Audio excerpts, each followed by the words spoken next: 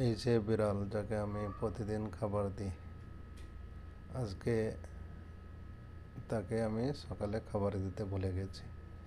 সে যখন থেকে প্রেগনেন্ট ছিল তখন থেকে আমি খাবার দিই তাকে। দুপুরে ডিউটি শেষ করে এসে রাতের দিকে তাকে আমি খাবার দিয়ে রুমে আসি। সে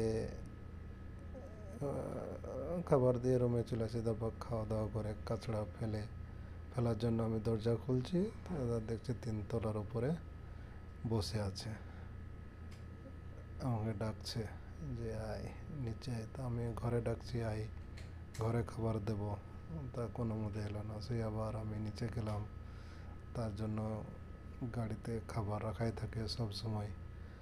গাড়ি থেকে খাবার বের করে তাকে আমি দেবার জন্য যাচ্ছি। তারপর দেখছি তাকে আমি দিয়েছি, সেগুলো খাইনি, পড়ে আছে। সে শুধু খাবারের সাথে যে জুসটা হয় সেটাই খেয়েছে। তার আর 5টা বাচ্চা হয়েছে। বাচ্চাগুলো খুব সুন্দর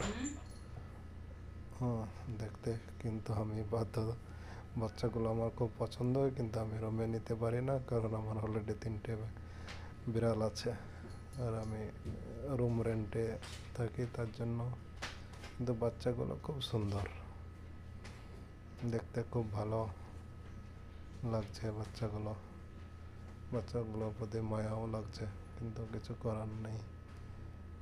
বাচ্চাগুলোকে আমি রুমে আনতে পারি না, কারণ পাশের রুমে আলাদা রেন্টার আছে, তখন তারা বেশি চিল্লাচিল্লি হলে তখন বিরক্ত হবে।